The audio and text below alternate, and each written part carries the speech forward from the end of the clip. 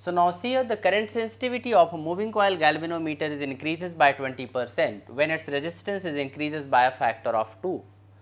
By what percent the voltage sensitivity change?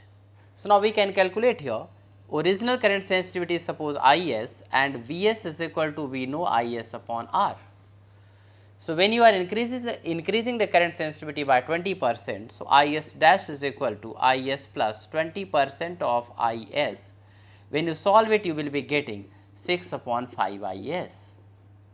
So, the new current sensitivity is 6 upon 5 S. So, the new voltage sensitivity is here Is dash upon 2 R, because the resistance increases by a factor of 2. So, we can write 6 upon 5 into 2 R into Is. So, that is here 3 upon 5 Is upon R can be written Vs, original voltage sensitivity.